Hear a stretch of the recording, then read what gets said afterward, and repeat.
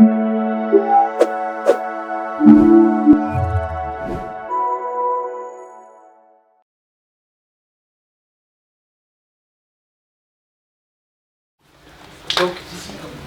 je reprends le même slide qui avait été présenté sur les cas d'usage pour expliquer comment on les a choisis, parce qu'il y a un groupe de travail qui anime Rodolphe, qui est dédié à la sélection des cas d'usage dans le programme.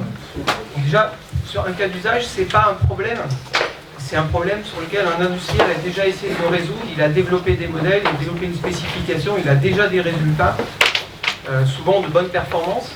Mais par contre, il n'a pas suffisamment d'éléments de confiance dans ce use case-là pour le déployer et l'industrialiser. Comment on a sélectionné? On a vu qu'on ne voulait pas couvrir tout le scope cette année, donc on s'est focalisé sur le côté, je dirais, computer vision, time series et les modèles surrogate. Pourquoi cela? Parce que c'est ceux qui intéressaient le plus les industriels, en tout cas ceux qui étaient le plus challenging. C'était là qu'on a vu des propositions de use case, et puis il fallait bien commencer par un morceau. Comment ils ont été... On a voulu choisir pour chacun de ces types de problèmes deux use cases. Deux use cases parce que on ne voulait pas que les solutions qu'on implémente soient trop génériques ou en tout cas identifier quand on utilisait une solution sur un use case, l'écart ou le travail à faire pour le génériciser à des use cases similaires. Bien sûr, il y a des méthodes qui pourront probablement s'appliquer à tous les use cases. Il y a probablement des méthodes génériques, mais on est aussi convaincu qu'il y a des méthodes qui seront spécifiques par type d'IA, certaines qui marcheront pour les ontologies, pour les réseaux de neurones, pour des moteurs d'inférence. On ne peut pas imaginer un outil qui résolve tout, et notre enjeu, c'est bien d'identifier les outils qui seront applicables par cas d'usage avec les limitations associées pour ces cas d'usage. Et donc, c'est cette vision-là où on a à chaque fois un cas d'usage principal, qui est le cas d'usage privilégié par les projets pour tenter de mettre au point la brique, puis un cas d'usage secondaire qui soit bien complété, parce qu'ils ne sont pas tous complets, il y a des fois certains ont une spécification précise, d'autres moins, etc. Donc on les a pris en l'état pour les intégrer avec toute la bienveillance de chaque porteur de cas d'usage, de chaque industriel. Oui, juste ici, pour vous expliquer un petit peu le cheminement de cet après-midi. Donc, après l'introduction que je commence maintenant et je passerai la parole, il y aura 4 grandes séquences qui vous seront présentées, mais surtout il y aura 2 workshops qui auront lieu après la séance plénière d'1h30 où on vous expliquera tous les outils qui ont été appliqués sur un cas d'usage, parce que l'enjeu principal c'est pas tant d'identifier, il y a des outils super, mais c'est bien d'identifier de bout en bout comment on peut construire la confiance et les trous qu'il y a. Parce qu'effectivement il y a des trous, il y a des domaines où, d'ailleurs ça a été identifié un petit peu plus tard, il y a des domaines où aujourd'hui on n'a pas de solution satisfaisante. Il y a beaucoup de réponses dans les différents guides qui existent. C'est selon les avis d'experts. C'est souvent quand on ne sait pas trop comment faire, on dit nommer un comité d'experts pour vous valider que la solution est bonne. Donc il y a encore quelques trous comme ça, mais au moins les identifier, puis voir les solutions qu'on pourra mettre l'année prochaine. Sur la...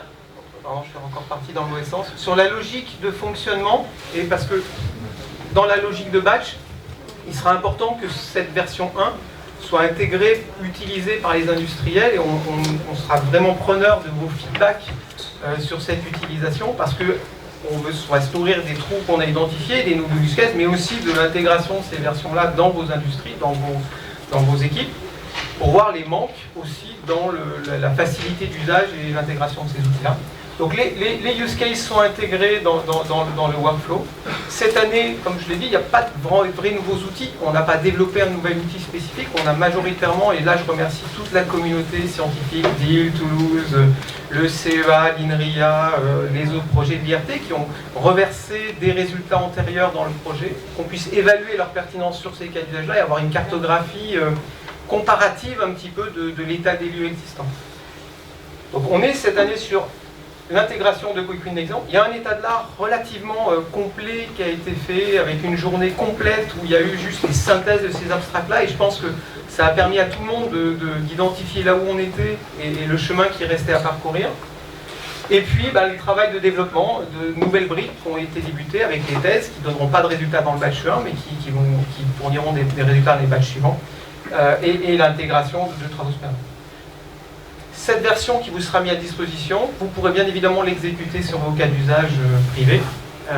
On sera ravis d'avoir vos feedbacks pour identifier les features et les fonctions de la future version. Juste l'agenda détaillé de cet après-midi.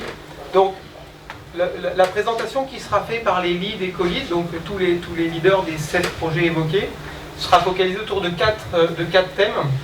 Déjà une présentation de l'environnement de confiance, comme c'est évoqué ce matin, c'est un mot un peu compliqué qu'on a du mal à expliquer, donc essayer de présenter la logique dans laquelle on s'est posé pour identifier ces différents building blocks.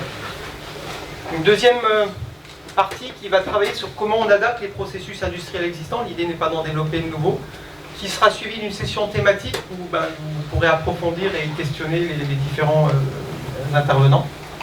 Un focus sur la gestion du workflow de données, puisqu'on voit bien qu'une des grandes nouveautés de l'ingénierie avec à base d'IA de connaissances, c'est de gérer le workflow de la donnée qui devient spécifiante. Un ensemble de composants qui ont été intégrés, on vous présentera cette liste de composants et aussi les rétextes de l'état de l'art et ce que vous pourrez récupérer à la fin de l'année. Et puis à la fin, un petit focus qui lui aussi donnera lieu d'une session thématique sur comment cet environnement-là fonctionne, comment on le déploie dans les environnements, comment on travaille pour qu'il soit interopérable et pas isolé du reste de vos outils. Voilà en session introductive. Oui. Bien sûr. Merci. Je vais faire une remarque supplémentaire sur les use cases. Donc proposer un use case, c'est lourd en fait. Donc d'une part, il faut que les données soient disponibles, qu'on puisse les partager. Donc pour beaucoup, on a des use cases. Chez Renault, on aimerait bien étudier les remontées des clients qui se plaignent des voitures. C'est un peu délicat de montrer ça à tout le monde. Donc trouver des données qu'on peut partager, c'est pas facile. Et après, une fois qu'on a ces données, les porteurs des use cases, ils ont beaucoup de boulot à expliquer les points de vue qu'ils ont. Donc c'est vraiment un engagement fort. Et c'est pour ça que c'est pas si facile de remonter des use cases. Donc il y a aussi ça qui nous ralentit dans l'exploitation des use cases. Et quand on a un, on le rogne vraiment jusqu'à la moelle.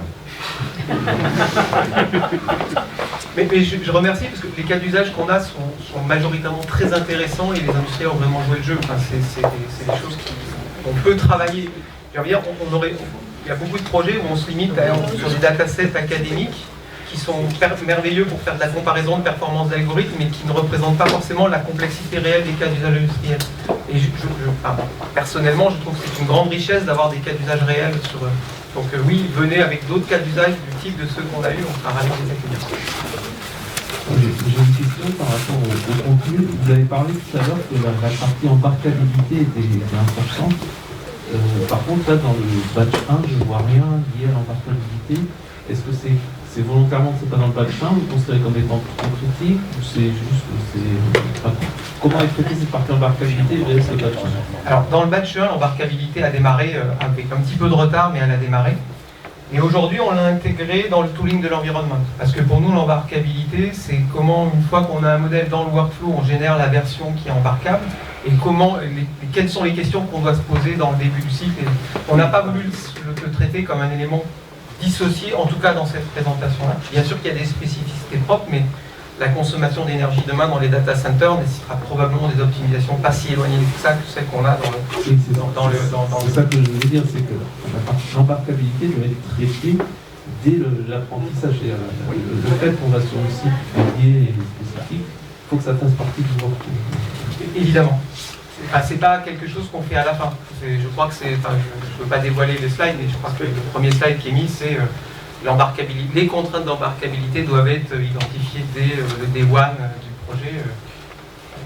Parce que sinon, ça ne marche pas. Mais Jacques et Thomas nous en parleront beaucoup mieux encore cet après-midi.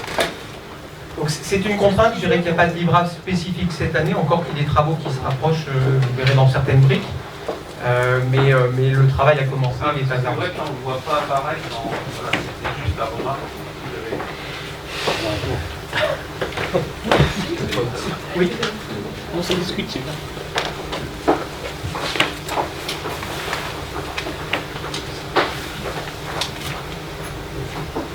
Concernant les contraintes d'embarquabilité, est-ce qu'il est prévu dans le sein du batch 2, justement, j'ai pu comprendre qu'on réfléchissait à avoir des structures particulières dans les sorties. Est-ce que l'embarquabilité, du coup, sera plus traitée dans le batch 2, du coup, spécifiquement, donc avoir des structures qui soient satisfaisantes vis-à-vis de la sûreté sur le système embarqué? Alors, l'embarquabilité est traitée dès le batch 1, il y a des activités dès le batch 1. Après, si on prend il y a des contraintes spécifiques comme le temps d'exécution contraint, la garantie de temps d'exécution qui existe moins dans d'autres domaines qui ne sont pas embarqués.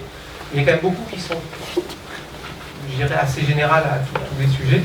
Donc je ne sais pas, après il faut qu'on regarde le cas d'usage. Il y a la question, je sais, de savoir est-ce qu'on choisit des plateformes spécifiques. Et aujourd'hui, on n'a pas de cas d'usage qui tourne sur une cible embarquée, en tout cas avec une target embarquée pour évaluer. Donc le fait de choisir une ou plusieurs targets qui seront des targets de référence pour de l'évaluation sera peut-être un des éléments. L'embarqué fait clairement partie du projet. Maintenant, on ne se positionne pas en termes de batch sur l'embarqué.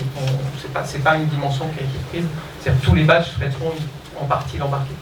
Non, mais ce que je me dis, c'est qu'il y a des contraintes sur la stabilité de la réponse, sur le contrôle qui peut-être pourrait faire l'objet d'une tâche spécifique dans le projet. Oui, on peut en discuter plus précisément, voir quelle tâche, mais bien sûr qu'il y a il y a des contraintes spécifiques, hein, les fautes matérielles, il y a plein de choses qui sont très spécifiques à l'embarquer, qui donnent déjà lieu de tâches qui ont débuté, hein, mais qui ne vont pas forcément délivrer tout de suite. Et donc, oui, de toute façon, on a fait un appel au use case, mais il y a un autre appel que je profite pour faire à la communauté ici, c'est le batch 2 de l'année prochaine, le contenu n'est pas défini au jour d'aujourd'hui. Le batch 1, c'était les quick wins de l'intégration, de ce qui était à disposition pour pouvoir faire un peu l'état des lieux de l'intégration end-to-end qu'on était capable de faire aujourd'hui des use cases. Mais on compte sur le CODIR et le COPIL pour nous aider là-dedans. On va devoir faire des choix de priorité pour identifier les champs qu'on veut le plus affermir dans le batch 2. Et on attend aussi des propositions de nouvelles contributions pour combler les trous. On a parlé de trous tout à l'heure, il y en a quelques-uns, notamment sur la spécification. Si je n'en prends qu'un aujourd'hui, c'est comment je spécifie une IA base de données. Je n'ai pas beaucoup de solutions sur la table au jour d'aujourd'hui, c'est le domaine opérationnel. Si on a des propositions d'actions à mener demain sur ce sujet-là, je suis sûr qu'il y aura beaucoup de preneurs pour valider ces fiches actions-là. Donc, il y aura des choix à faire, et là on compte sur le CODIR et le COPIL pour nous donner les orientations de ce qui leur semble prioritaire au vu de l'état de couverture qu'on a du programme, parce qu'il faudra faire des choix pour être le plus efficient possible, mais aussi sur toutes vos propositions de nouvelles méthodes, de nouvelles approches qui permettraient de combler un trou ou d'améliorer une solution déjà existante avec vos propositions. J'en profite d'ailleurs, c'est plus un rebond qu'une contribution, donc Nicolas. Avec Thomas Bouchès, on anime les sessions qui sont les dernières, Coding Environment, et sur lesquelles on a deux objectifs. Un premier objectif, c'est de vous montrer concrètement comment, sur vos cas d'usage et dans vos environnements, vous allez pouvoir dès maintenant profiter du batch 1. Et le deuxième objectif, qui est plus orienté justement remontée de vos cas d'usage et des besoins, pour qu'on puisse nourrir notre discussion sur ce qui va être fait dans les travaux sur l'embarqué en particulier, mais plus généralement aussi alimenter ce qu'on va remonter, comme le disait Loïc, au COPIL et au CODIR dans les 15 jours qui viennent. Alors, merci pour cette discussion très animée. Vous avez suscité des réactions. J'ai deux bonnes nouvelles. Alors effectivement, sur l'heure et demie qui arrive là, on va vous parler de l'environnement de confiance. Sur le programme, quand on parle d'environnement de confiance, en fait, on désigne le résultat de cet environnement, c'est-à-dire le résultat des travaux du programme au sens large. C'est-à-dire que ce soit des composants logiciels, que ce soit des outils, des processus, des méthodologies. C'est vraiment tout cet ensemble qu'on regroupe dans le terme environnement de confiance. Ça a déjà été dit ce matin, notamment sur le batch 1, on a fait le choix du fait des cas d'usage qui ont été retenus, d'intervenir sur de la typologie de gars orientée données. Et de fait, et puisque nous sommes des ingénieurs, nous avons pris la décision de procéder à un diagramme d'interaction fonctionnelle permettant en fait d'avoir une visualisation complète de tout ce paysage qu'est l'environnement de confiance à l'issue de cette première année. Donc naturellement, si on travaille sur une typologie orientée données, la première des missions, c'est d'être capable de stocker ces données, d'être capable de les traiter, de les wrapper, de les modifier. D'où le fait d'avoir au moins deux fonctions essentielles qui nous permettent donc d'opérer sur cette partie-là. Une fois qu'on a des données, la question qui se pose, c'est comment est-ce qu'on s'assure qu'elles sont utilisables, ces données, D'où la fonction de caractérisation, d'évaluation, d'augmentation des données, afin de rendre ces données utilisables pour des fonctions plus opérationnelles, dans le sens plus proche des modèles IA.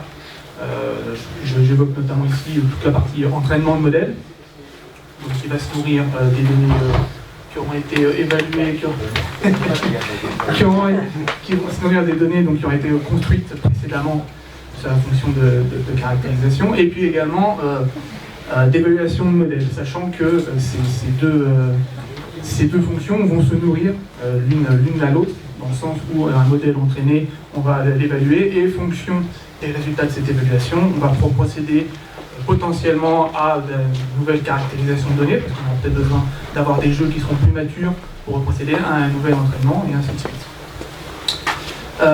Entre ces deux éléments, un composant plutôt élémentaire, un modèle registry qui nous permet donc de stocker les modèles lors du processus. Donc, je parle pas assez près, c'est ça en fait.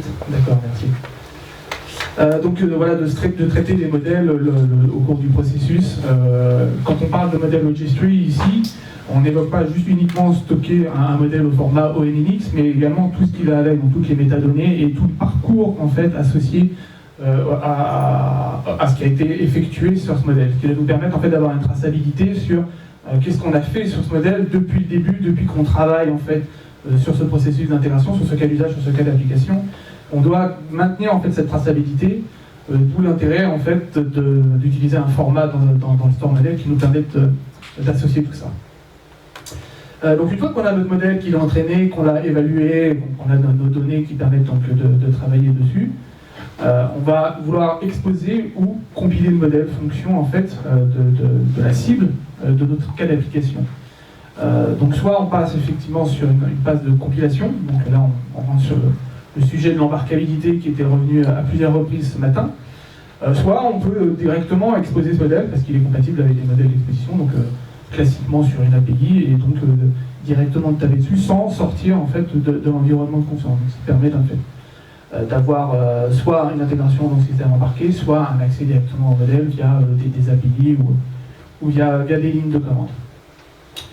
Un usage également auquel on a pensé, c'est la possibilité de virtualiser le modèle, ou plus justement en fait de virtualiser le système cible, parce que on est conscient que l'atelier de confiance, l'atelier de l'environnement de confiance, c'est pas juste produire un modèle pour pouvoir l'insérer dans un environnement, c'est également de prendre en compte le système dans son ensemble et d'être donc en mesure, au cours de l'atelier, de virtualiser, ou du moins de prendre en compte toutes les complexités, toutes les spécificités inhérentes au système cible, au cas d'application. D'où voilà, donc la fonction de virtualisation de modèle qui a été évoquée.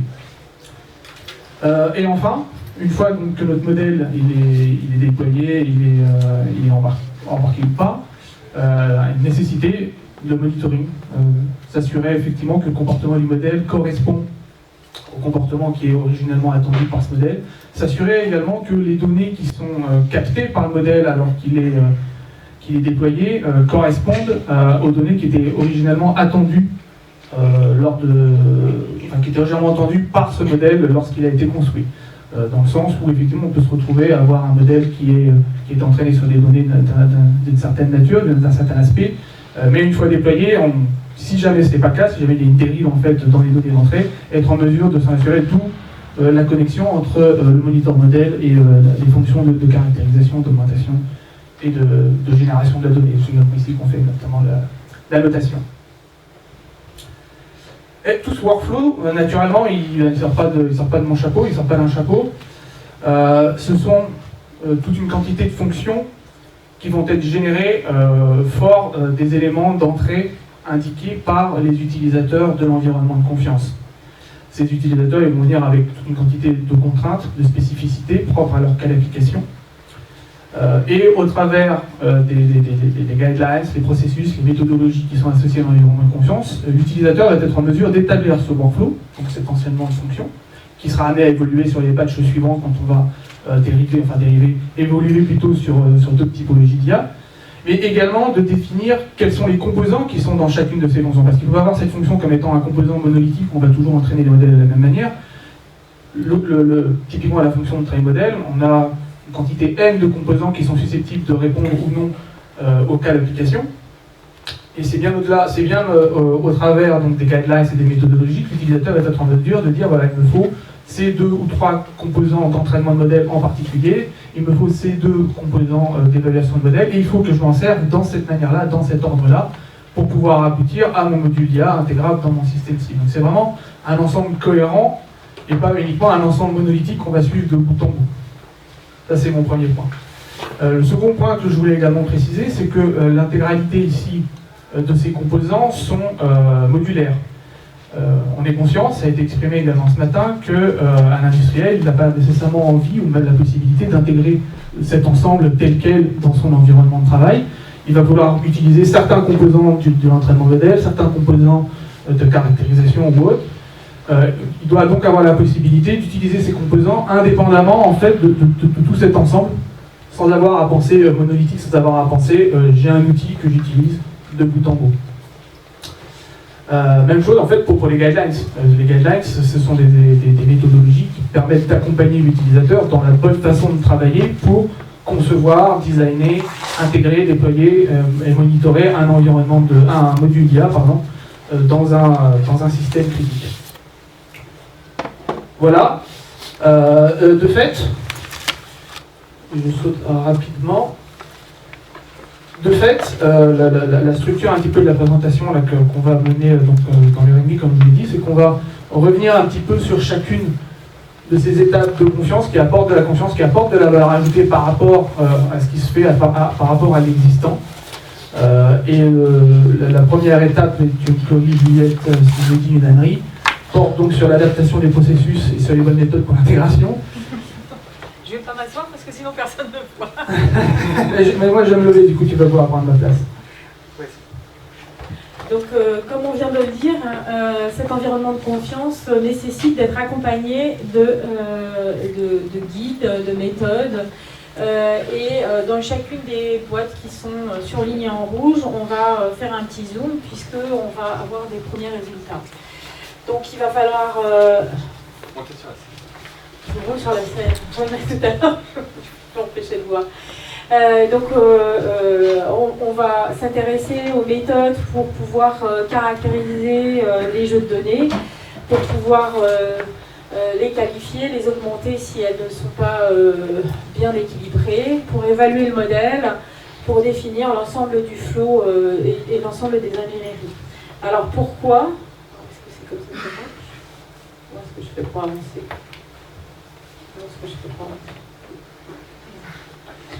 Alors pourquoi? C'est parce que pour pouvoir offrir un environnement de confiance, il va falloir revisiter l'ensemble de toutes les ingénieries au prisme de l'IA et au prisme de la sécurité, la safety et la cybersécurité.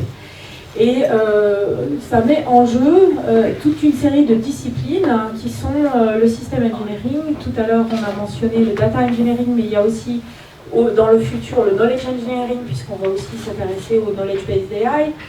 Les algorithmiciens, en particulier ceux qui conçoivent des nouveaux algorithmes à base d'IA. La partie logiciel engineering, software engineering, et en particulier pour l'embarquabilité, sans oublier les composants de safety, sécurité et les facteurs humains. Donc il faut vraiment construire un cadre qui va être un cadre commun dans lequel on va avoir, comme l'a dit ce matin Emmanuel, des variations de méthodologie en fonction des sous-disciplines, en fonction des rôles.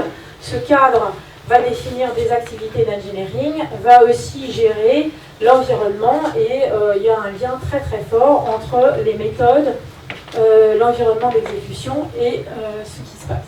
Si je reprends le schéma précédent et que je fais un zoom sur les activités qui vont être mises en œuvre, on s'aperçoit, que dans le domaine de la caractérisation de la donnée, on va s'intéresser au data engineering avec comment qualifier la couverture du jeu de données de manière opérationnelle, comment qualifier les données, donc c'est tout ce qui concerne la data quality, mettre en œuvre des indicateurs pour pouvoir mesurer. Vas-y. Ensuite, on va s'intéresser à tout ce qui concerne le nettoyage de ces données, et là on est dans le data et le feature engineering. On va s'intéresser à l'algorithmie et en essayant de, développer des méthodes et d'expliquer quels sont les bons algos en fonction des contraintes. On a parlé des contraintes d'embarquabilité et ça va être un gros problème. Mais aussi qualifier ces algos, puisque ces algos doivent être corrects, doivent avoir des propriétés qui vont contribuer à la confiance, comme l'explicabilité. Donc il va falloir aussi donner des métriques pour qualifier ces algos. Ensuite, on va s'intéresser, vas-y, merci, à la partie système et software engineering. On a parlé du monitoring, donc ça c'est plutôt du système engineering pour monitorer les modèles, mais il y a aussi toute la partie système engineering que Eric développera plus en détail, où on va s'intéresser à l'architecture, on va s'intéresser au domaine de la safety et du cycle en V. Enfin, last but not least, on en a beaucoup parlé ce matin, c'est tout ce qui concerne l'embarquabilité, où on veut s'intéresser au trade-off, enfin au compromis size, weight and power. On veut s'intéresser aussi aux capacités de calcul et au monitoring, puisqu'on peut avoir le problème du compromis entre l'embarquabilité et les précisions des modèles. Mais le problème est que tout ça fait en sorte qu'on est dans un domaine où il y a plusieurs expertises, et c'est pourquoi on s'est intéressé à proposer une taxonomie qui prend du vocabulaire qui vient du monde de l'IA, donc c'est la partie rose sur mon schéma, avec les sous-domaines comme l'IA dirigée par le donné avec le machine learning, mais il y a aussi l'IA à base de connaissances, l'IA distribuée et l'IA hybride. On s'intéresse aussi à tout ce qui est la science des données, avec le big data et le data, la différence entre data, information et connaissance. Et on s'intéresse aussi à la partie engineering, avec toutes les sous-disciplines d'ingénierie qui étaient aussi caractérisées, si vous vous souvenez, dans le millefeuille qui représentait le programme Conscience.ai. Au regard de la confiance et de toutes les dimensions induites par la confiance, ça va de la précision, la correction, la transparence, la robustesse, mais aussi l'explicabilité, on en a beaucoup parlé ce matin. Et comme on l'a dit ce matin, c'est pas quelque chose de simple, donc il va falloir définir toutes ces notions en dessous. Mais tout ça c'est lié, et tout ça c'est lié parce que la correction a un impact sur l'ingénierie de l'algorithmie, mais ça a aussi un impact sur la safety, ça a un impact. Et donc ça commence à devenir un vrai plat de spaghettis qu'il va falloir démêler, et pour lequel on va essayer de travailler pour avoir quelque chose de digital, numérique, et pour pouvoir avoir tous le même vocabulaire. Donc ça, c'est la grosse partie qui est en train d'être faite sur la taxonomie. Je vais poursuivre en essayant de démêler les spaghettis, c'est intéressant. Donc on a parlé de confiance, alors juste à titre de préambule avant de rentrer dans le descriptif de ce diagramme. La confiance, finalement, il y a trois façons de l'obtenir. La première, c'est d'avoir une expérience avec la personne avec laquelle vous travaillez, et cette confiance, elle se crée naturellement. Donc avec l'IA, évidemment, on n'est pas dans cette situation. La deuxième façon d'avoir confiance, c'est d'avoir un gros livre dans lequel toutes les règles sont écrites et vous les appliquez aveuglément, et il y a beaucoup de livres qui existent qui ont un petit peu ça comme principe. Il y a pas mal de normes aussi qui ont ça comme principe de base. Et l'approche qu'on a adoptée nous, dans le programme Conscience.ai, c'est une approche un peu plus, scientifique, qui consiste à essayer de construire un argumentaire structuré, lisible, donc qu'on est susceptible de pouvoir critiquer, Et c'est sur la base de cet argumentaire que l'on va pouvoir créer la confiance. Donc l'objectif de nos activités, en tout cas dans ce premier batch, ça a été de formaliser un petit peu cette approche et de commencer à la construire. Donc on a parlé de propriété tout à l'heure, on a parlé de fairness, de robustesse. Enfin, tous ces éléments sont fournis par les différents projets du programme, mais après il faut les articuler. C'est-à-dire avoir vérifié une propriété de robustesse, c'est une chose, mais en quoi ça contribue à la confiance in fine sur mon système. Donc l'idée, c'est de construire cette argumentation de façon inductive, de façon un petit peu mathématique, tout en restant dans l'informel. On travaille sur des raisonnements, mais pas des raisonnements mathématiques au sens strict, sur la base d'un formalisme qui s'appelle les formalistes des assurance case, qui est un peu à la mode aujourd'hui, mais qui a justement pour objectif de rendre les choses plus lisibles et plus vérifiables.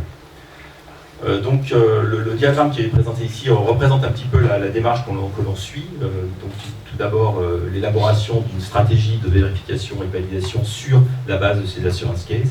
Donc ça met en quelque sorte en place le schéma global. La formalisation de ces assurance cases, c'est-à-dire la formalisation du raisonnement, la construction du raisonnement et sa formalisation. Donc, comme je l'ai dit, pas au sens mathématique du terme, mais en essayant de s'en approcher peu ou prou. Et la validation de ce raisonnement sur la base des cas d'étude. Donc aujourd'hui, on est plutôt dans cette partie, ces deux premières parties qui consistent à élaborer ce cadre conceptuel avec des grands mots et de le décliner dans les phases qui vont suivre. Et cette élaboration des assurance cases, cette élaboration de cet argumentaire se base sur le résultat des travaux fournis par les projets relevant de l'IA au sens strict, y compris de l'embarquabilité de l'IA. Donc on alimente notre raisonnement en partant de ces briques de base et on les structure. Une activité qui est un petit peu transverse à tout ça et qui est fondamentale dans le cadre, dans notre contexte, c'est la construction du domaine opérationnel. Donc c'est une activité que l'on prend en charge aussi au même titre que le reste et qui, elle aussi, vient alimenter notre argumentaire. Donc voilà, l'objectif c'est bien de construire un argumentaire. Cet argumentaire doit être formalisé, cet argumentaire doit être lisible, cet argumentaire doit être critiquable. Et pour ce faire, on est en train de construire un environnement de modélisation. Donc ça, c'est des choses qui sont en cours de discussion parce qu'il s'agit de s'intégrer dans un cadre plus vaste que simplement la VEV. Et c'est l'objectif in fine, donc ça vous donne un petit aperçu de ce qu'on souhaite à faire. C'est une modélisation donc, des différents workflows d'élaboration de l'IA. La construction d'un argumentaire qui permette d'assurer que certaines propriétés sont satisfaites sur les artefacts qui sont produits par ce workflow. Et la possibilité de naviguer donc, entre ces différents éléments, le workflow, l'argumentation et les evidences, c'est-à-dire les éléments de preuve que l'on ne discute pas, qui sont fournis par soit des méthodes, soit des outils, soit des ouvrages, soit de l'expertise. Donc l'objectif c'est bien ça, de capturer toute cette connaissance, de la formaliser sous la forme d'un assurance case et puis de différentes formes de diagrammes, et de donner cette capacité de naviguer et d'instancier ce cadre qui est assez générique dans un cas particulier qui sera le cas d'un système donné X. Voilà en quelques mots la stratégie qu'on a adoptée sur ce sujet.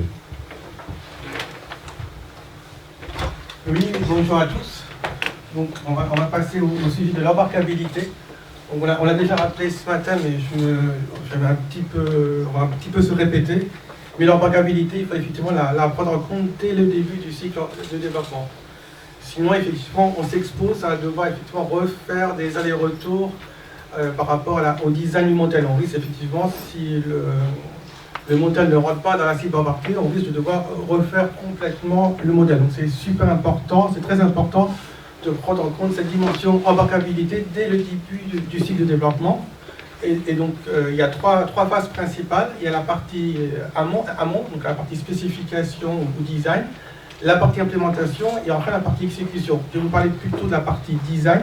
Donc dans cette première phase de design, ce qui est important, c'est de bien dimensionner le matériel. C'est-à-dire qu'en données d'entrée, on a un modèle de réseau neuronal et on doit sélectionner une cible matérielle avec des contraintes d'embarquabilité et qui puisse permettre d'embarquer ce modèle. Donc pour réaliser cela, c'est important de bien dimensionner et d'avoir des outils pour estimer les ressources consommées par ce modèle. Et pour effectivement, après, avoir suffisamment de confiance dans les phases suivantes, notamment sur la partie implémentation. Donc pour réaliser cela, il y a différentes possibilités. Soit on pourra s'appuyer sur des guidelines, des choix de matrices qui indiqueront en fonction d'un algo la meilleure tool chain et la meilleure site matériel, ou des outils de dimensionnement gros grain qui vont nous permettre effectivement d'estimer de manière macroscopique, sans avoir réalisé l'implémentation du modèle, d'avoir une projection des ressources consommées. Donc, un peu plus tard dans la présentation, on parlera de la partie implémentation et exécution côté Thomas. Je pense qu'on peut passer à la slide suivante.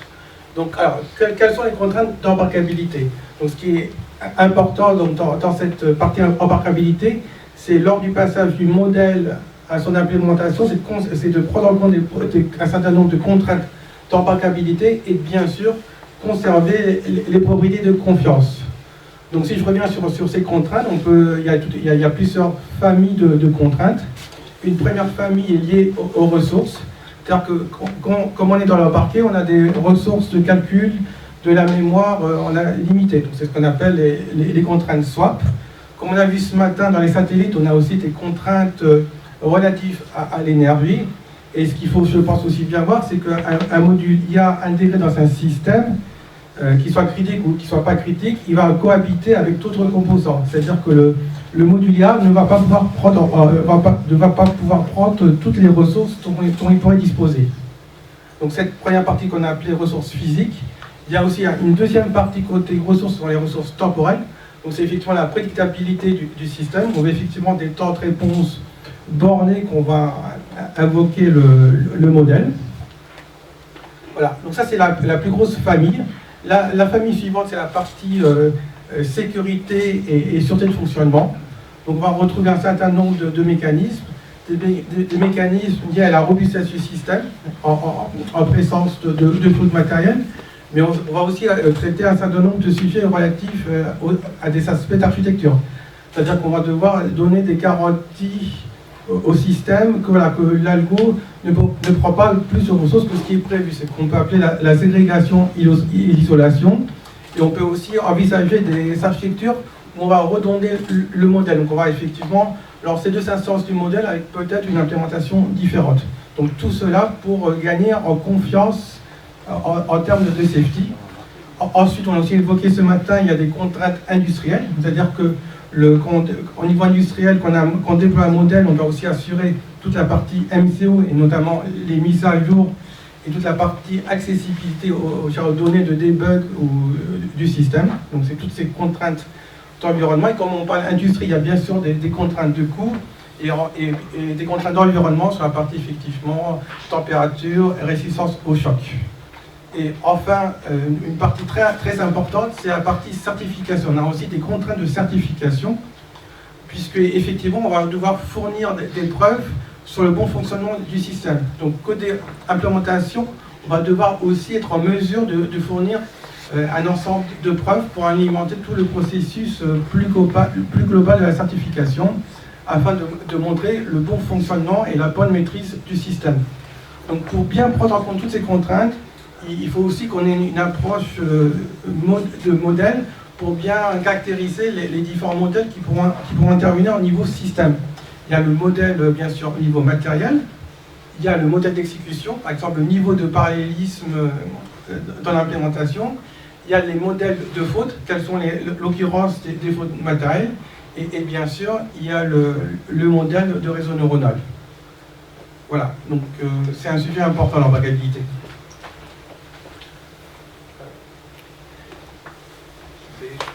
Je pense à Julia dessus.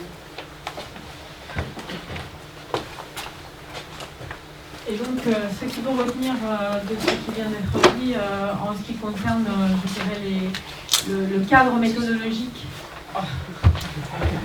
le cadre méthodologique que l'on cherche à mettre en œuvre. On est donc en train de travailler sur la définition d'un vocabulaire commun à toutes ces disciplines, sur un cadre d'analyse qui nous permettra de définir un ensemble de méthodologies, de process, de métriques pour caractériser les activités, pour les concevoir, mais aussi pour les maintenir en conditions opérationnelles. On a vu ce matin et on a vu encore cet après-midi que la confiance était quelque chose de multiforme et qu'elle était vraiment basée sur l'argumentation, et Eric a essayé de le faire largement passer. Il y a un gros verrou à lever qui est autour de la spécification de l'ODD et ensuite il va falloir pour les batchs suivants qu'on travaille sur la revisite de toutes ces ingénieries, alors non seulement sur le domaine du machine learning mais au-delà, c'est-à-dire sur l'ensemble de l'IA, au travers de nouveaux use cases dont on a fait l'appel ce matin, et d'aller peut-être même au-delà de l'assurance case, parce qu'aujourd'hui la question est ouverte, est-ce que c'est suffisant? Ok, donc nous on va parler des activités de confiance liées à la donnée. La donnée, comme on sait, donc pour un composant IA, c'est un peu comme le pétrole. C'est ce qui va faire qu'on va avoir un bon composant IA. Si on n'a pas de bonnes données, c'est comme le pétrole, notre composant IA sera de mauvaise qualité. Donc ça induit deux parties, c'est-à-dire qu'il faut s'assurer que la donnée qu'on utilise pour entraîner notre modèle, déjà elle est de qualité, sur laquelle on peut compter, elle correspond bien à tous les cas d'études qu'on souhaite avoir. D'une autre partie, il y a toute une partie méthodologique et outils, c'est-à-dire comment arriver à gérer toute l'acquisition, la gestion, le processing des données. Toutes ces activités-là, en fait, on les a présentées sous forme de 4 blocs qui correspondent en fait au cycle de vie de la donnée.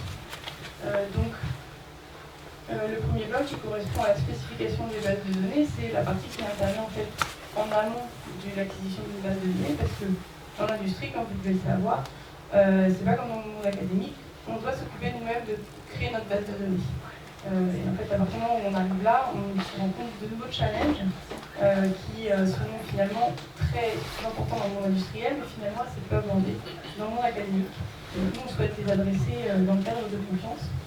Donc cette première partie sur la spécification des bases de données, ça intervient vraiment avant l'acquisition. C'est-à-dire qu'on a un besoin fonctionnel, on a la demande client qui souhaiterait avoir un tel composant IA.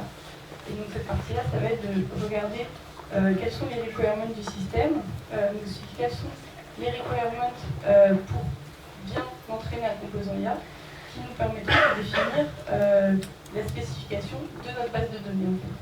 Et ça, cette partie-là, c'est quelque chose qui est encore assez peu mature dans l'industrie, et aussi dans le monde académique, aussi dans l'industrie.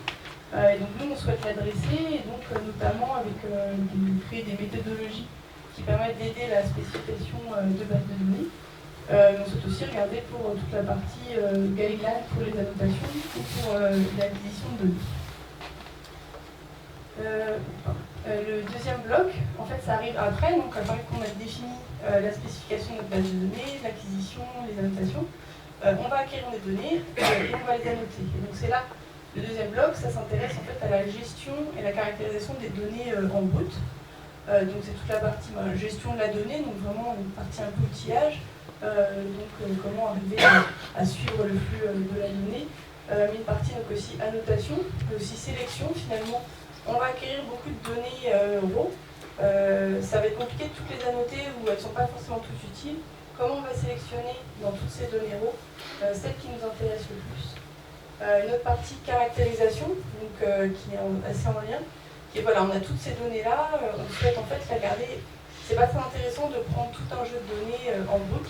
Ce qui est vraiment intéressant, c'est de regarder un peu dans le détail pour savoir est-ce que notre jeu de données il est représentatif de tous les cas qui nous intéressent. Est-ce qu'il y a des biais? Oui, non. Voilà, donc, toute cette partie-là sur la caractérisation. Et enfin, une autre partie qui est la préparation et le clean-up des données. Donc, c'est en lien avec l'idée qu'on a beaucoup de données raw. Finalement, on ne va pas pouvoir tout utiliser. Et il y a aussi beaucoup de données qui sont des erreurs, des anomalies capteurs, par exemple, ou des erreurs d'annotation. Voilà, toute cette partie-là, en fait, c'est des verrous qui sont très importants pour l'industrie, mais qui sont finalement assez peu étudiés dans le monde académique, puisque c'est des problématiques peu rencontrées, vu que les gens utilisent directement des bases de données publiques déjà tout près. Donc après, ce deuxième bloc, donc, qui est vraiment la gestion des données, on a un troisième bloc qui nous intéresse beaucoup, qui est aussi l'exploitation des données avec frugalité. C'est-à-dire que acquérir, on pourrait résoudre, on pourrait se dire ok, on acquiert plein de données, on les annote. Dans les faits, ça va coûter très très cher et ça va être compliqué. Donc comment faire pour exploiter les données de façon frugale, de façon efficace? Donc là, ça va être des actions, par exemple, caractériser les données non labellisées afin de savoir dans ces données non labellisées lesquelles on souhaite annoter, lesquelles on souhaite ensuite utiliser pour notre composant IA. Mais aussi la production et l'intégration, que ce soit de données synthétiques ou aussi de données générées. Ça peut être notamment utile dans des domaines où finalement c'est assez cher d'acquérir des données. Donc on va avoir tendance à les simuler, ou alors quand c'est compliqué d'avoir des cas assez rares, c'est peut-être plus simple de les générer, de les simuler. Vendre les accidents, finalement il n'y en a pas tant que ça. Donc comment arriver à créer de la donnée autre que des données réelles. Et enfin une dernière partie qui est l'adaptation au modèle pour les domaines target. Donc c'est-à-dire qu'on a un modèle entraîné dans une situation, on souhaite le déployer dans une autre situation, par exemple un modèle de perception entraîné dans une ville, on souhaite déployer dans une autre ville. Voilà, comment on va ensuite l'adapter à ce nouveau cas sans avoir à acquérir tout un ensemble de données. Et enfin le dernier bloc qui s'intéresse à la caractérisation de l'EDD et le DED de dataset. Donc c'est après tous ces trois blocs-là, on a qui notre donnée, on entraîne notre composant IA, on entraîne et on se rend compte que finalement il n'est pas si efficace dans toutes les situations qu'on souhaiterait avoir. Donc il y a deux parties déjà, comment bien l'évaluer sur notre ODD et ensuite comment regarder les erreurs de notre modèle pour savoir comment construire notre dataset. Et donc là on a toutes d'autres parties qui sont liées à l'implémentation, le continuum learning.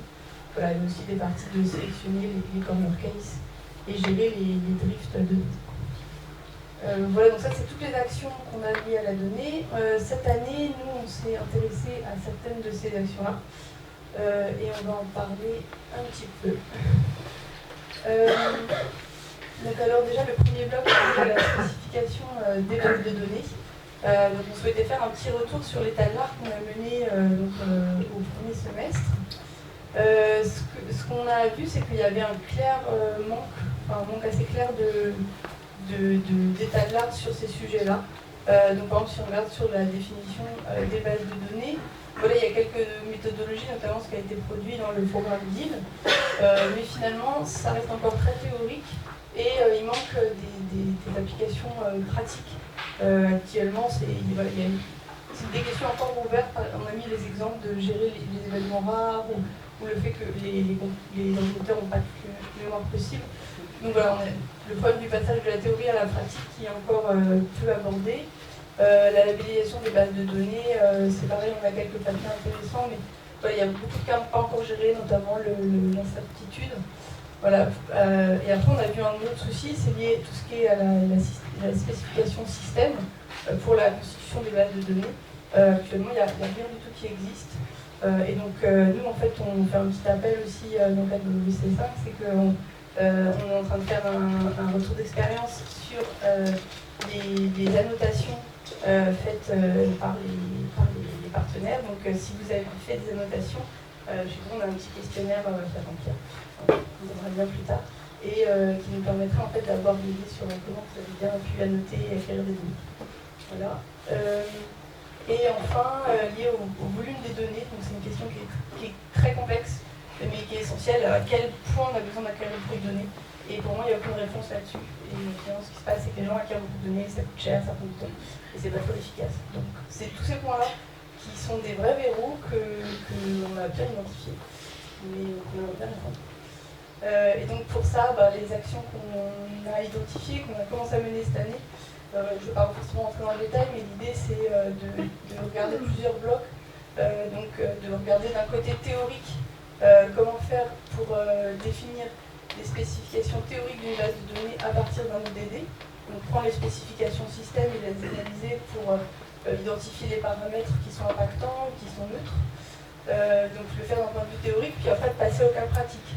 Voilà comment finalement à partir de ça, quel guideline on va donner à la personne qui va acquérir les données, pour savoir combien de scènes, combien de scénarios il doit obtenir. L'autre partie qui est liée à la labellisation, donc c'est pareil, une première action théorique, ça va être d'identifier finalement quels sont les labels les plus adéquats pour bien entraîner la composant IA, notamment les classes incertitude. Donc Et ensuite passer d'un point de vue pratique, et donc là c'est l'action qu'on va en train de faire cette année et qu'on prévoit de livrer pour la fin de l'année pour le batch 1. Donc ce serait de fournir un guideline d'annotation sur comment bien annoter efficacement pour des bases de données IA. Je passe à Camille. Je vais bien prendre Alors, merci Flora. Donc moi je vais continuer dans le cycle des données. Donc on va se passer après. Donc là, on a déjà fait l'acquisition des données. On a déjà fait l'annotation des données, au moins une première version des annotations. Et ce qu'on voudrait, c'est avoir un outil qui nous permette de caractériser tout un dataset et vérifier qu'on a ce qu'il faut, c'est-à-dire qu'on a ce qu'il faut pour l'apprentissage, on a aussi ce qu'il faut pour l'évaluation de notre modèle IA, et qu'on n'ait pas des cas où, par exemple, on se retrouve avec avoir 95% sur notre test, alors en réalité, on ne gère pas certains cas, donc on n'est pas assez confiant sur notre ODD. On veut aussi éviter d'autres cas où on se retrouve à avoir 50% de bonnes prédictions sur notre test d'évaluation, notre set d'évaluation, et alors qu'en fait, il y a plein de cas qu'on ne voudrait pas gérer. Donc l'idée, c'est vraiment de caractériser nos données pour le développement de l'IA et son évaluation. Donc ce qu'on prévoit d'avoir pour la fin de l'année, c'est une première version d'un outil justement intégré dans la plateforme de confiance qui nous permette de faire ça. Donc ce sera un outil qui soit disponible à tout le monde, toutes les personnes de confiance, qui soit testé sur les cas d'usage de confiance, notamment le cas de Renault des Soutures et le cas de Valeo sur les perceptions de scène. Et donc c'est testé sur ces use cases et documenté dans le wiki aussi. Donc vraiment tout le monde pourrait venir tester cet outil et bien sûr nous faire un retour pour les prochains batchs. Donc ça c'est un premier livrable pour le batch 1, côté caractérisation des données. Et il y a aussi déjà une réflexion sur la suite, côté qu'est-ce qu'on peut encore améliorer, qu'est-ce qu'on peut apporter à cet outil pour que ce soit encore plus efficace. Donc je vais rentrer un peu dans le détail de concrètement c'est quoi cet outil qu'on va avoir à la fin de l'année. Et notamment je vais parler de l'annotation. Alors pas tout à fait l'annotation, c'est forcément ce qui nous intéresse le plus ici, c'est le après annotation. Donc là on propose, nous d'utiliser déjà Pixano, donc c'est un outil qui a été développé par Arceva pour déjà générer l'annotation. Mais ce n'est pas forcément ce qui m'intéresse. Ce qui m'intéresse, c'est vraiment comment je m'assure que mes annotations sont de bonne qualité. En fait, ce qu'on remarque dans nos projets industriels, c'est qu'une fois sur deux, à la fin de nos mois et nos mois d'annotation, et on se retrouve avec des problèmes sur l'annotation. Donc les problèmes d'annotation, ce qu'on a souvent, c'est soit des erreurs d'annotation, c'est-à-dire qu'il y a eu une ambiguïté sur certaines définitions, et souvent on a aussi des notations qui sont assez complexes. Par exemple, on doit bien distinguer entre une occultation d'une articulation par soi-même, une occultation par un autre objet, occultation par la fin de l'image, du champ de vision. Donc c'est des choses des fois assez complexes, donc forcément il y a des erreurs. Il y a aussi des fois des problèmes de culture, c'est-à-dire que les marquages au sol dans un pays ou un autre, c'est pas du tout les mêmes, on peut avoir des problèmes à cause de ça. Et donc voilà, on se retrouve souvent avec des problèmes sur les annotations elles-mêmes. Et on a aussi des fois des problèmes qui ne sont pas forcément liés à des erreurs elles-mêmes, mais des fois des manques de certains types d'annotations. Par exemple, on voulait annoter des piétons pour des scènes routières, et on remarque que ce qu'on a fait annoter par les annotateurs, c'était des vidéos. Du coup, les personnes voyaient toutes les frames d'une image et pouvaient voir en fait des personnes qui étaient très loin. On ne voyait pas très bien que c'était une personne, mais avec le côté temporel, on pouvait déterminer que voilà, les noms qui se déplacent, donc a priori c'est une personne. Sauf qu'après, notre algorithme, il va prendre des frame à frame et ce ne sera pas possible pour lui de détecter que ce soit des personnes. Et du coup, notre annotation n'était pas assez complète, c'est-à-dire qu'on n'avait pas ce champ en plus qui nous disait que en fait, cette personne-là, elle n'est pas possible à déterminer sans contexte temporel. Et donc souvent, voilà, on se retrouve à vouloir rajouter des champs d'annotation, par exemple de flou, de difficulté, c'est juste un exemple. Et donc on a besoin de réitérer sur l'annotation. Et donc quand ça arrive, voilà, comme on a passé des mois et des mois à noter et qu'on se retrouve avec une base qui n'est pas complète, et ben on verse une petite larme et on se retrousse les manches, on prend notre éditeur de texte de code préféré, on lance un petit script Python pour essayer de repasser les notations qui a priori seraient fausses ou pas assez complètes, et ça prend beaucoup de temps. Et donc c'est ça qu'on peut éviter dans Confiance. Et c'est pour ça qu'on va coupler à ces outils d'annotation des outils d'analyse des données pour nous sortir automatiquement des lots d'images, des lots de données qui potentiellement ont des biais, potentiellement ont des problèmes. Et on va, voilà, plutôt que de regarder manuellement, plutôt que de chercher avec des petits scripts Python, avoir voilà, des outils qui nous permettent de découvrir tous ces biais. Et donc, ce qu'on va avoir à la fin de l'année, à la fin du batch 1, c'est ce flow, en fait, c'est cette interopérabilité entre ces deux outils qui nous permettent d'annoter, mais aussi après de trouver des biais directement dans les annotations, et aussi, grâce au modèle IA, trouver des biais sur peut-être des manques d'annotation sur notre base de données, pour après, du coup, les compléter avec l'outil d'annotation. Donc c'est vraiment la brique de base qu'on souhaitait mettre cette année et qui, voilà, on apprécierait si vous testiez à la fin de l'année pour voir si déjà c'est utile pour vous. En tout cas, ça me semble vraiment très utile d'avoir tout ce flow pour que ça soit plus facile pour voilà, créer notre dataset. Donc voilà pour la partie outils pour caractériser les données, et donc à la fin de l'année on aura vraiment un outil dans la plateforme qui sera disponible. Après il y a aussi d'autres thématiques qui sont liées à la donnée qui ne donneront pas forcément lieu à un outil cette année parce qu'ils ne sont pas encore assez matures. Donc on a voilà, des thématiques de recherche qui sont pour l'instant on va tester comme ça a été dit un peu avant sur des cas assez simples à petite dimensionnalité. Donc on a par exemple l'active learning, le fait de sélectionner activement les données à annoter, l'adaptation de domaine, donc, de manière à ne pas réannoter dès qu'on change de domaine, mais automatiquement pouvoir s'adapter, et la détection d'anomalies dans les datasets, vérifier que notre dataset est bien correct, il n'y a pas des problèmes de capteurs, ce genre de choses. Et donc pour ça, pour cette année, comme ce sont des thématiques encore assez nouvelles, on peut étudier sur les cas d'usage. Ce qu'on propose pour la fin du batch 1, c'est un benchmark des méthodes qui existent de l'état de l'art sur les cas d'usage de confiance. Et donc ce benchmark, à la fin de l'année, pourra donner lieu à des activités d'intégration par la suite dans la plateforme d'outils pour caractériser les données. Bon, très rapidement, donc, pour ceux qui ne connaissent pas forcément l'active learning, donc le but de l'active learning, c'est, étant donné un premier dataset avec quelques annotations, donc on a souvent ça assez rapidement, quelques centaines, quelques milliers d'annotations, donc c'est pas forcément très coûteux.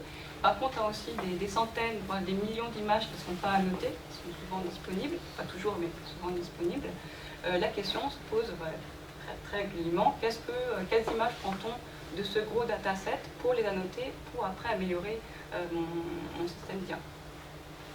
Et donc ça, c'est quelque chose qui est, encore une fois, très peu étudié d'un point de vue un peu industriel, dans les papiers qu'on retrouve, dans les meilleures méthodes d'active learning. Et voilà, il est très peu étudié les cas où on se retrouve avec des imbalances de classe. Par exemple, on n'a que quelques piétons, mais on a des milliards et des milliards de voitures. Comment on gère ça? Comment je m'assure que je récupère beaucoup de piétons dans mes données non labellisées? Et il y a aussi d'autres choses qu'on étudie assez peu dans la littérature. C'est l'utilisation des métadonnées qu'on a souvent, en fait, d'un point de vue industriel. Par exemple, les métadonnées de localisation, l'heure à laquelle sont prises les images, etc. Et donc c'est quelque chose qu'on étudie cette année. Et d'ailleurs, il y a un poster qui sera présenté demain par la session poster. Donc si vous voulez en savoir plus, n'hésitez pas à aller à cette session. Donc une autre thématique qui donnera lieu à un benchmark pour la fin de l'année, c'est tout ce qui est donc, détection d'anomalies dans les datasets. On a un dataset, on veut voir s'il y a des anomalies. Alors qu'est-ce qu'on étudie cette année comme anomalie? Donc on peut trouver des erreurs d'annotation, ça peut être considéré comme des anomalies. Par exemple, on a beaucoup d'annotation de boîtes sur des personnes, on a aussi la notion de boîtes sur des voitures, et on voit qu'il y a une boîte ou quelques boîtes qui sont labellisées comme personnes, mais qui ressemblent beaucoup à des voitures. Donc potentiellement, ce sont des anomalies, et on aimerait les retrouver pour corriger la détection. Après, on a d'autres anomalies qui nous intéressent aussi cette année, c'est les anomalies justement de capteurs, détecter s'il y a voilà, des images qui sont très floues et pour lesquelles, a priori, notre détecteur, que ce soit classifieur ou n'importe quelle la tâche, en fait, ne serait plus efficace, serait plus pertinent à exploiter. Donc c'est une thématique qui donnera lieu à un benchmark pour la fin de l'année. Et une dernière thématique sur l'adaptation de domaine. Peut-être que je peux, Flora, te laisser en dire deux mots. Donc l'adaptation de domaine, c'est un peu ce dont je parlais tout à l'heure, c'est dans le cas où finalement on a entraîné notre premier modèle sur un cas 1, donc je disais le cas pour un modèle de perception de voiture. On l'a entraîné sur des données à Paris et on veut le déployer à Tokyo où les bâtiments sont différents. Finalement, l'adaptation de domaine va permettre de réentraîner notre modèle sur les nouvelles données acquises à Tokyo, mais pas forcément des données labellisées. Donc ça va utiliser des données non labellisées. Donc c'est un cas qui est très intéressant dans le milieu industriel, où finalement on doit adapter des composants à différentes situations. Et donc ça peut être aussi le cas où on entraîne notre modèle sur des données synthétiques et on veut l'adapter dans le monde réel. Donc le domain adaptations en fait s'intéresse à résoudre le problème du domaine gap. En fait, on a un véritable gap entre le domaine d'entraînement et le target domaine. Voilà, donc comme tel, le but c'est vraiment d'utiliser des modèles, donc, ici dans le cadre de perception, qui sont robustes au changement du monde 2D. Et donc nous, cette année, on s'intéresse, comme disait Camille, à des cas, on va dire, un peu simples, mais qui sont présents pour le modèle industriel, et donc notamment la relation de domaine dans des cas jour-nuit, ou avec des cas d'adverse weather, donc avec de la pluie, des situations comme ça. Donc là, on a présenté un peu les thématiques sur lesquelles on s'est intéressé cette année. Il y en a d'autres donc, aussi qui sont des challenges qui sont exigés par Confiance. Donc là, ici, on a une enveloppe qu'on va compléter pour les années suivantes.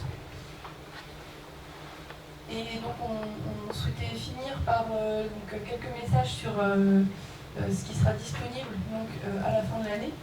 Donc, comme on disait, comme c'est Camille, un premier outil qui permet de faire la caractérisation de base de données et la correction d'annotation, qui sera intégrée donc, dans la plateforme de Confiance et testée sur donc, les deux use cases industriels. Un guide d'annotation pour les annotations. Et enfin, donc, un benchmark de méthodes pour faire de la sélection de données, de la détection d'anomalies et les techniques de domaine application qu'on aura testées sur des cas industriels. Voilà, et pour finir, donc bien sûr, c'est les thématiques abordées cette année, mais il y a encore plein de points qu'on souhaite aborder pour les années suivantes. Notamment, cette année, les use cases n'étaient que d'images et des séries temporelles, mais on espère que les use cases suivants pourront travailler sur d'autres types de modalités, comme le texte, l'audio, la vidéo, et puis bien sûr la knowledge.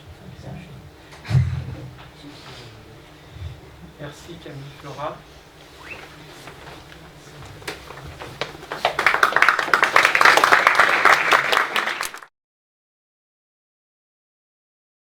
Donc on va parler plus ici cette fois de comment on caractérise les composants IA et puis aussi comment on les conçoit pour ne pas avoir à les caractériser. Donc, si on fait directement bon, c'est ce que fait le projet 4, on n'a pas besoin de les caractériser et dans le projet 3 on caractérise. Donc, normalement nous ne servirons plus à rien dès que le projet 4 aura bien fait son travail. Il y a déjà le... Non, pardon,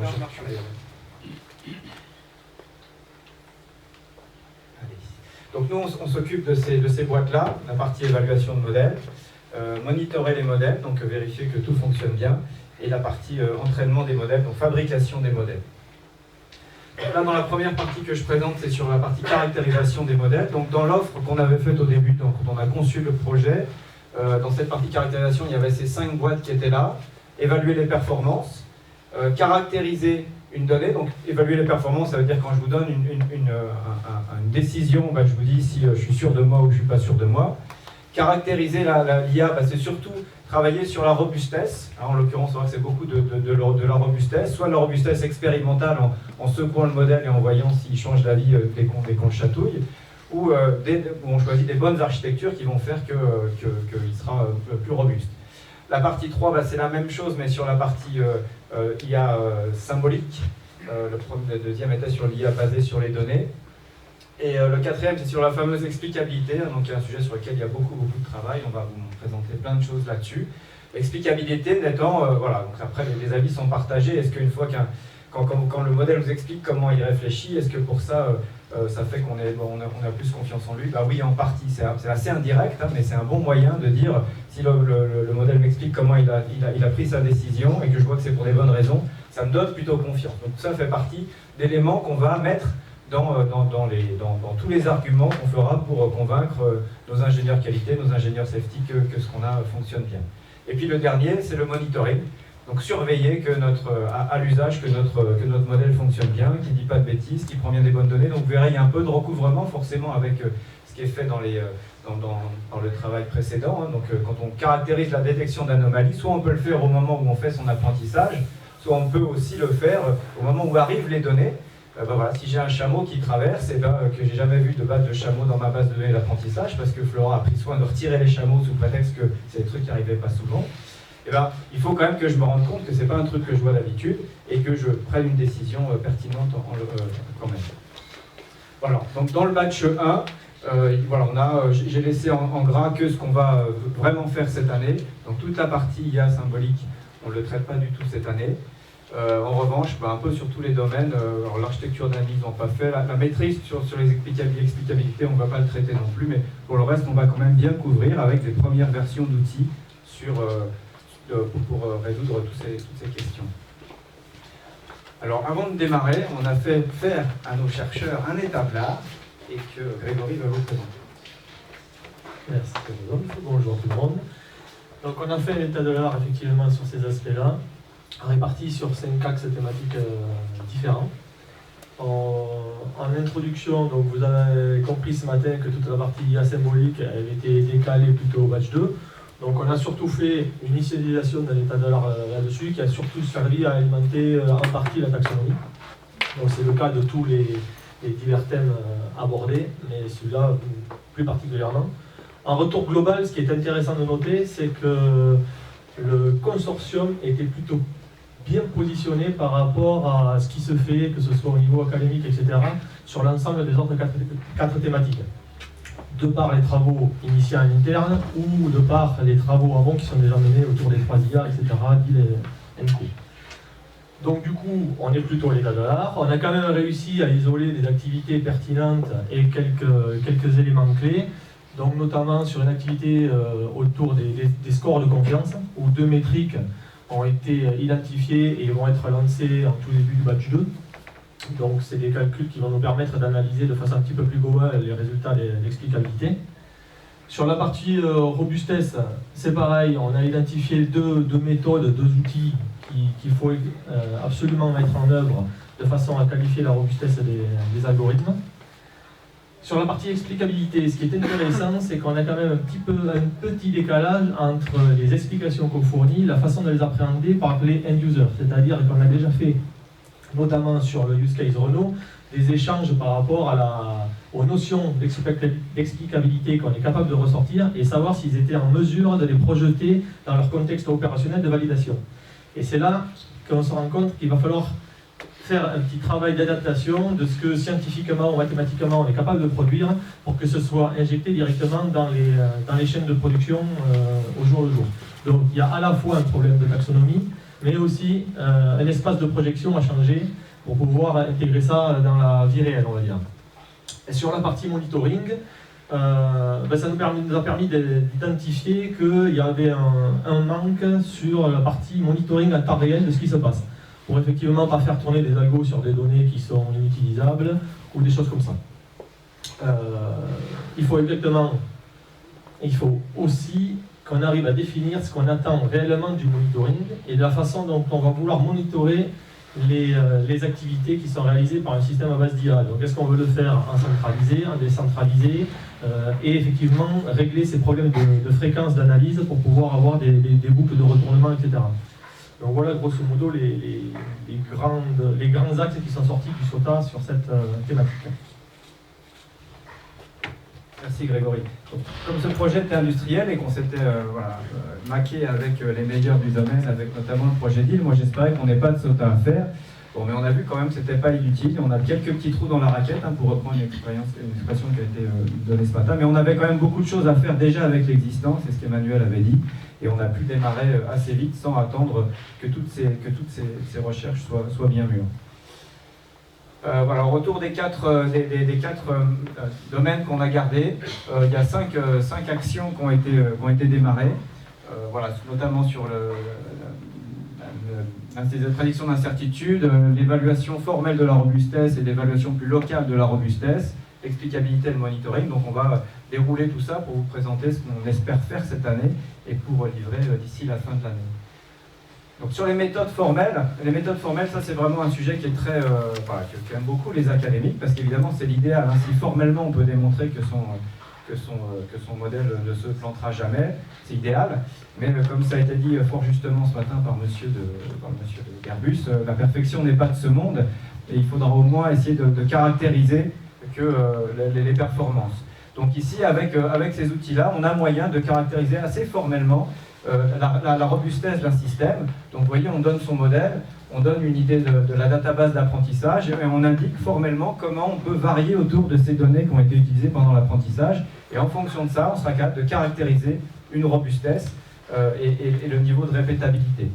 Donc ça, on s'est associé avec une start-up qui s'appelle Numalis, qui est un outil. Donc on est en train d'évaluer. Encore une fois, ce qu'on veut voir, c'est si cet outil qui marche bien sur le papier, il va s'appliquer à nos cas réels. Est-ce que parce que trop souvent, on va se forcer à trouver un cas qui met en valeur l'outil. Là, c'est le contraire. On veut vraiment, avec notre cas d'usage, vérifier que les outils fonctionnent. Et là, on s'aperçoit que ça coince. On en reparlera donc dans l'atelier sur le use case welding cet après-midi, donc je ne déflore pas le sujet, ça vous obligera à venir. Sur d'autres cas d'usage, alors après on s'aperçoit que les démonstrations formelles sur les images, c'est que les problèmes de dimension que citait Emmanuel ce matin, ça marche bien sur les systèmes tabulaires avec des petites dimensions de data, mais quand on fait passer ces très beaux outils du CEA sur des images, même quand elles ne sont pas énormes, bon, ça ne s'applique pas. En revanche, il s'applique très bien à certains outils, donc ça fait aussi partie des préconisations de confiance, de dire sur tel type de données, on vous préconise tel outil, n'essayez pas ces outils, ça ne marchera pas, en tant que pour l'instant, c'est pas mieux. Et puis, on aura des tas d'outils académiques qui sont produits, encore une fois, là, il faut trouver les cas d'usage qui se prêtent bien à ces outils, et en l'occurrence, tout ce qui est surrogate model.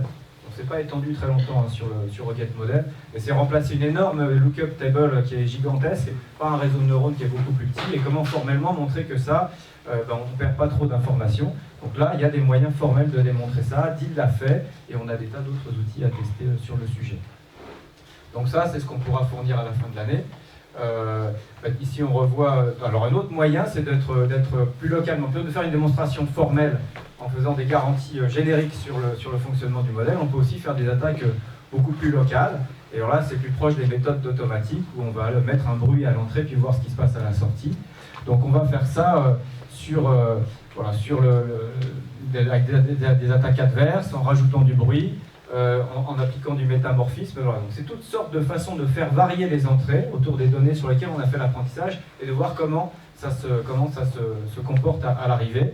Donc là encore, welding et time series seront bien présentés dans les ateliers après, donc je vous invite à venir voir. Et puis ici, j'ai illustré quelque chose dont on ne parlera pas, c'est sur ce fameux use case de AK6U. AK6U, c'est donc, je ne sais plus ce que ça veut dire, mais c'est détecter les risques de collision entre deux drones. Et donc on a des grandes tables qui prennent en entrée la vitesse, la position relative des drones et qui disent, qui donnent des conseils sur ce qu'il faut faire, si on peut continuer, tourner à droite, tourner à gauche, monter et descendre. Et ici, on voit qu'on a ce qu'a fait le CEA, c'est d'appliquer une symétrie simplement sur les images qui rentraient et de vérifier si on retrouvait toujours les mêmes sorties que dans la base initiale. Et on s'aperçoit que voilà, si on prend des outils classiques, on perd pas mal, on arrive à des pourcentages de réussite qui sont 32%, 21%, c'est pas super. Donc là, on a refait un travail ici et on s'aperçoit qu'on a une bien meilleure robustesse avec ces outils-là. Donc on a évalué la robustesse d'un nouveau réseau. L'explicabilité, alors encore une fois, là, l'explicabilité, ça sera bien présenté tout à l'heure sur le use case Renault. Là, on a utilisé beaucoup d'outils qui sortent de Deal, hein, donc de ce fameux projet qui vous a été pas mal présenté ce matin. Donc là, on a des tas de choses. Là, cette année, on s'est dit on va utiliser ces outils qui sortent de Deal et voir s'ils marchent bien. Deal étant un projet plutôt amont, hein, no offense, mais il n'y a pas de mal, hein, mais il faut commencer par là. Et donc, comment tout ce qui a été produit sur Deal, eh bien, est-ce qu'on peut vraiment s'en servir sur nos outils? Et donc là, on va utiliser ça sur les cas d'usage que vous voyez là. Et on pourra donner en sortie à chaque industriel, voilà, sur ce type de cas d'usage, les outils qui sortent de Deal sont effectivement utilisables ou pas. Et puis après, ce qu'on compte, c'est, alors évidemment, on n'est pas les seuls, hein, alors un des points qui a été évoqué un peu vite ce matin, on n'est pas les seuls à travailler sur tous ces sujets de l'IA de confiance. Tous les GAFAM, ils ne nous ont pas attendus et ils produisent des trucs énormes. Et donc tous les outils qu'ils vont faire, on les a identifiés, ils sont bien répertoriés et on va aussi les tester et les comparer aux nôtres et peut-être on dira pour tel cas d'usage, le truc de Microsoft il est bien mieux que ce qu'on a fait sur Deal, ça m'étonnerait, mais un tout petit ouvert quand même. Voilà, et donc on va faire cette comparaison sur le même cas d'usage, les outils des GAFAM et les nôtres et puis voir ce que ça donne et donc on est prêt à entendre dire voilà, Deal, c'est sympa, mais c'est quand même moins bien que ce que vous avez déjà chez Google ou chez un autre. Donc voilà le type. Alors à quoi ça ressemble une explicabilité? Je pense que tous vous connaissez. Hein. C'est, on va demander au système, par exemple sur le traitement d'image, comment il a pris sa décision pour dire qu'il y avait un piéton. Et donc là, on voit qu'il a bien illustré. Alors le cas classique de l'explicabilité qui ne marche pas, hein, vous le connaissez, c'est comme on reconnaît un chien et un loup, et que le système a reconnu un chien alors que c'était un loup parce qu'il y avait de la neige. Et donc là, on aurait eu en pixels. Là, par exemple, on aurait eu, si le système n'était pas sûr, l'explicabilité aurait dit, voilà, je reconnais un piéton parce qu'il y a une voiture à côté, il y a toujours un piéton à côté d'une voiture. Donc ça s'arrêtait, l'explication à l'envers aurait dit, il a pris sa décision pour des mauvaises raisons. Alors, la partie prédiction d'incertitude, bon là encore, ça sera pas mal présenté cet après-midi, hein, donc on va beaucoup travailler sur les time series, donc ça sera présenté dans l'atelier cet après-midi. Et un sujet sur lequel on veut travailler aussi, c'est sur donc les time series, vous voyez, hein, donc c'est des données numériques, et donc là on voit bien, je prévois que ma consommation sera de temps avec 30% d'erreur à 95, etc. Donc ça, on voit bien. En revanche, sur les images, qu'est-ce que ça veut dire de faire des prédictions d'incertitude? Alors on va le faire ça, on attend le cas d'usage de Thales sur les reconnaissances de photos aériennes. Au passage, petite pique à nos amis, voilà, fournir un cas d'usage sur les photos aériennes, voilà, tout le monde en a vu, mais en même temps c'est assez difficile à trouver, formaliser les données, avoir le réseau qui va bien, donc on attend ces données. Donc en attendant, on a pris d'autres engins volants, on a pris des écureuils volants, et puis après on fera du transfert de domaine de l'écureuil volant aux avions. Mais dans toutes les entrées mises à part, ici on voit ce que ça peut être, les incertitudes, c'est qu'on a plusieurs classes, et on va être capable de dire, tel objet appartient à telle classe avec tel pourcentage de garantie. Donc c'est ça ce sur quoi, donc, normalement, on devrait pouvoir fournir des outils d'ici la fin de l'année. Et enfin, le monitoring. Donc le monitoring, c'est un peu la partie, voilà, c'est les bretelles, hein, c'est la redondance, c'est qu'est-ce qu'on peut mettre en parallèle de son système pour s'assurer qu'il a bien fonctionné. Alors, on a des tas d'idées, hein, vous voyez, il y a on va utiliser des réseaux, des VAE, donc des réseaux, tout le monde sait ce que c'est que VAE, je ne vais pas l'expliquer, un variational auto-encodeur. Streamer qui est un outil du CEA qui va être testé sur les time series, on vous le présentera tout à l'heure. La détection de l'OOD, alors voilà, tout le monde, vous savez bien la différence entre OOD et ODD. Hein. Ok, donc je ne vous refais pas. Donc on doit en faire beaucoup d'OOD, alors qu'on a vu dans le programme avant, on travaille plus sur l'ODD. Donc ici, comment on peut tester avec des règles? Ce sont des règles qui vont être capables de grossièrement dire normalement à la sortie j'attends plutôt ce genre de choses, et on va au moins comme ça réussir à élaguer des grosses erreurs qu'aurait fait un système basé sur les données avec des règles simples, par exemple un panneau stop, un panneau sens interdit, c'est globalement rouge. Donc si mon système me dit que c'est un panneau de limitation de vitesse alors que c'est très rouge, voilà, ma règle va me dire tu es en train de te tromper. On peut aussi avoir utiliser ce qui se passe à l'intérieur, ressortir quelques indications sur l'activation de certains neurones. Donc c'est quelque chose sur lequel travaille Valeo. en ayant quelques indications sur le fonctionnement interne du réseau, on peut dire ah, le réseau est dans des bonnes dispositions, il a l'air de bien travailler, ou alors il est un peu à la marge de son fonctionnement. Donc là, on commence à s'approcher un peu de la boîte grise, hein, ça veut dire qu'il faut déjà avoir un peu accès à ce qui se passe à l'intérieur, alors que pour ce qu'il y avait avant, on peut avoir une boîte complètement noire. Vous achetez une boîte, un réseau à l'extérieur, vous ne savez pas ce qu'il y a dedans, vous ne savez pas comment ça a été entraîné. Néanmoins, avec quelques règles métiers ou avec un autre réseau que vous allez entraîner vous-même, vous allez pouvoir surveiller ce que fait cette boîte noire. Là, on commence à entrer dans des... On peut avoir un peu de main sur le système. Et puis à terme, alors voilà, dans notre roadmap, dans les années après, dans les batchs 2 et 3, on s'intéressera plus à des boîtes blanches pour rentrer vraiment, à ce moment-là, si on a vraiment les mains dans la boîte, dans le réseau de neurones, on peut se permettre encore de faire d'autres choses pour monitorer son fonctionnement. Voilà, et puis on a un travail de fond sur l'évaluation du monitoring, parce qu'il faut lui-même ce monitoring, quelle confiance on peut apporter dans le monitoring, parce que voilà, ça ne s'arrête jamais. Une fois que vous avez un système qui dit je vous surveille, est-ce que vous avez confiance dans le surveillant? C'est une nouvelle question et ça n'arrête jamais. Et bon, voilà, on essaye d'avoir des réponses à ces questions.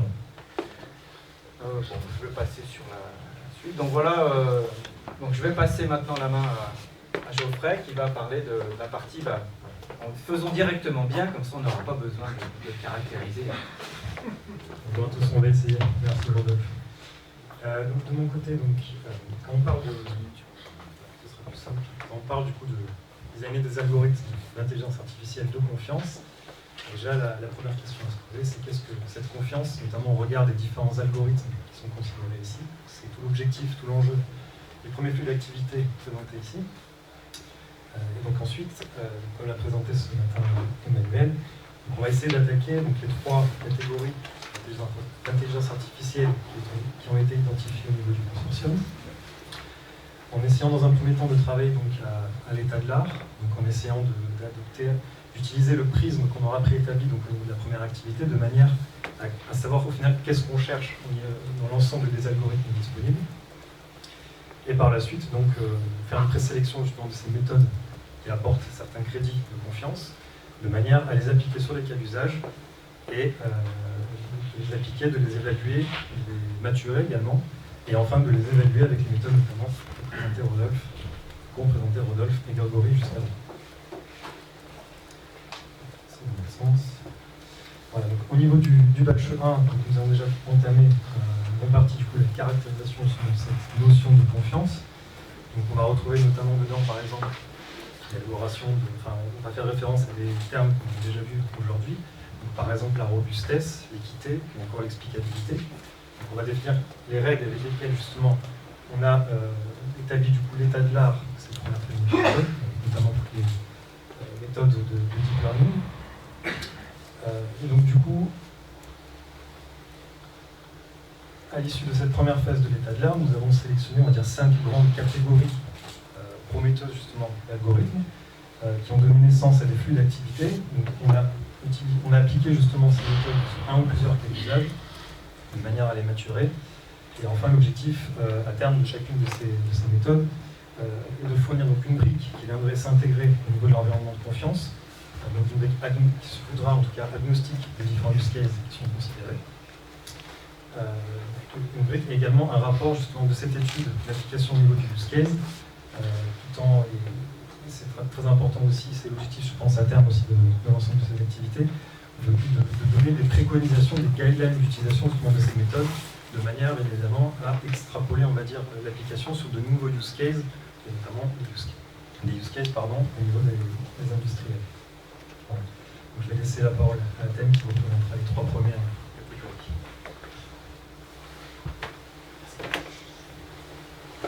Bonjour à tous. Nous allons vous présenter les fiches d'action ou les activités qui ont été lancées dans le projet 4. Toutes ces activités tournent autour de la confiance par conception.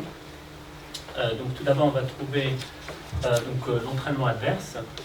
Donc l'objectif ici est d'améliorer la confiance et la robustesse du réseau de neurones face à des attaques adverses. Donc c'est une approche empirique. Donc à la fin, on ne sera pas capable de dire que le réseau est 100% robuste dans cette zone, mais qu'on sera capable de montrer qu'empiriquement il se comporte beaucoup mieux. Et donc on va peut-être rentrer peu dans la technique que ce qui a été présenté par Rodolphe. Donc le principe de l'entraînement adverse, c'est d'itérer entre, d'une part, entraîner le réseau de neurones et d'autre part, générer des exemples adverses et les injecter dans la base d'apprentissage. Donc il y a des méthodes qui ont été identifiées dans la phase de l'état de l'art et qui ont été recommandées par pas mal de travaux académiques, notamment les méthodes dites PGT et ses variantes, les méthodes TRADES, FIRE, etc. Donc toutes ces méthodes-là, on les a implémentées donc, dans le but de les intégrer dans l'environnement de confiance.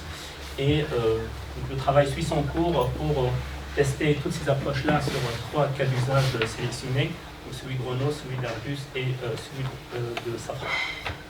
Donc ça c'est l'attendu pour la fin du batch 1 concernant cette fiche d'action-là. Donc ensuite, donc nous avons donc lancé une fiche d'action qui porte sur le randomized smoothing, c'est le lissage aléatoire. Donc l'objectif ici, à la différence de la fiche présentée précédemment, c'est de rendre le réseau de neurones robuste face à toutes sortes de perturbations, et pas seulement les attaques adverses. Donc c'est une approche dite exacte, donc, qui ressemble dans son principe aux méthodes formelles. Cependant, un avantage des méthodes de randomized smoothing par rapport aux méthodes formelles, c'est que ces méthodes-là sont beaucoup moins coûteuses et beaucoup plus scalables. Donc l'attendu pour la fin du batch 1, c'est d'implémenter toutes ces techniques-là dans 2 cadres d'application, la classification et aussi la régression. Donc, sur le premier volet, donc, il y a pas mal de travaux identifiés dans l'état de l'art. Par contre, pour adapter le randomized smoothing à la régression, donc, là, il a fallu faire un travail de recherche par nos équipes. Donc l'attendu, c'est pour la fin du batch 1, donc c'est la librairie donc, contenant ces méthodes-là et aussi le résultat du test sur ces différents cas d'usage-là. Renault, où le problème majeur revient à un problème de classification, et le cas d'usage d'air liquide, où le problème majeur revient à un problème de régression. Donc ensuite, nous avons lancé une fiche sur les modèles génératifs. Ces modèles-là ont été l'une des révolutions de l'IA ces dernières années. Par contre, bien que ces modèles-là commencent à être déployés pas mal dans l'industrie, il y a un inconvénient majeur, c'est que au moins dans leur version originale initiale, ces modèles ne sont pas certifiables. Et donc c'est l'objectif de cette fiche-là, de s'intéresser à des variantes des modèles génératifs qui peuvent être certifiables. Donc le principe, c'est au lieu d'avoir des prédictions, on va avoir plutôt des probabilités, des distributions de probabilités, pardon, de ces modèles-là. Donc on s'attend pour la fin du batch 1 donc, à une implémentation librairie contenant ces méthodes-là, et aussi donc un retour d'expérience ou de test sur le cas d'usage air liquide qui a été l'une des motivations clés pour lancer des activités sur ces modèles. Je passe la main à Geoffrey qui va poursuivre. Merci Athènes. Alors, je pense que je vais je vais reprendre du coup la remarque de ce matin au niveau de l'embarquabilité, et notamment essayer de récupérer les contraintes, de considérer les contraintes d'embarquabilité au niveau du design des algorithmes. C'est tout l'enjeu ici de ce flux de travail, donc qui est intitulé l'apprentissage quantisé. L'objectif ici, c'est d'apprendre directement, donc, par exemple ici un réseau de neurones, qui serait formaté de manière à être embarqué, c'est-à-dire à prendre en compte en amont du design des contraintes d'embarquabilité qui peuvent être liées par exemple à la mémoire disponible pour embarquer le réseau de neurones, ou encore à la capacité de calcul, qui est bien souvent moindre que ce qu'on peut retrouver dans nos PC. C'est l'objectif ici de ce flux de travail. Et donc pour ce faire, il faut adapter les algorithmes d'apprentissage de manière à les formater pour apprendre ce type de réseau de neurones. Donc c'est l'objectif qui est attendu à l'issue du batch 1. Donc, le premier objectif, c'est de livrer cette brique de confiance, donc, qui sera alimentée de 3 algorithmes qui sont présentés ici. Et le cas d'usage qui est considéré pour maturer justement cette technique, c'est le cas d'usage, encore une fois, de la classification. Voilà. enfin, donc, le dernier flux d'activité qu'on a considéré, c'est l'apprentissage de réseaux de neurones dit Lipschitz. Donc, ici, l'objectif, il a été démontré que le fait d'entraîner un réseau de neurones de manière à satisfaire une certaine constante de Lipschitz permet d'avoir de très bons retours au niveau de la robustesse face aux attaques adverses. Donc il y a un autre avantage également à mettre en place ce type de méthodologie, c'est que l'ensemble de la complexité est plutôt déporté au niveau de l'apprentissage. C'est-à-dire que lors de l'inférence, il n'y a aucun surcoût. Ou lors de l'implémentation, en fait, on a un réseau qui est plus standard. C'est également donc, un gros point intéressant à considérer ici. Et donc, à l'issue du batch 1, l'objectif est de livrer une première implémentation justement de cette méthode d'apprentissage, à la fois sur des problèmes de classification et de régression. Et donc, le cas d'usage ici considéré, c'est le cas d'usage de la classification. Je te redonne la main pour la dernière partie.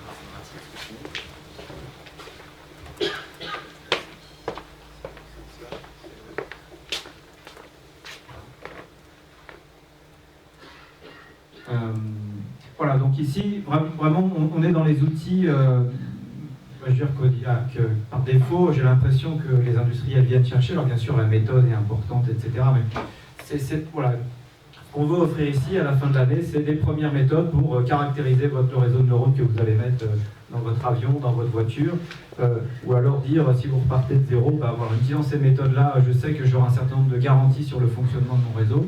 Donc, ça, en s'appuyant sur des développements qu'on avait déjà quasiment à la maison ou sur étagère, on va pouvoir mettre dans l'environnement, donc sous une forme qui sera packagée et réutilisable chez chacun des industriels, ces premiers outils, et qui auront été testés sur des use cases. Donc on ne livrera dans l'environnement, on ne livrera à l'extérieur que des choses qui auront été validées sur un cas d'usage. On l'a testé là-dessus, ça marche, maintenant essayez-le sur les vôtres. Et puis vous nous direz si ça marche ou si ça ne marche pas. Donc c'est ça qu'on apprendra énormément avec cet effort que si chaque industriel peut faire en dehors du projet sur essayer de réutiliser ce qu'on fournit, ça sera super enrichissant pour nous et on espère même que vous nous dites que ça ne marche pas parce que ça veut dire qu'on aura encore des choses sur lesquelles on pourra travailler. On espère avoir quelques succès aussi. Vous me direz merci aussi pour certains cas, mais on apprendra aussi beaucoup de cas qui ne marchent pas. Et voilà, je ne vais pas m'étendre davantage, mais vraiment, cette année, on aura des outils à vous faire tester dans vos environnements très prochainement.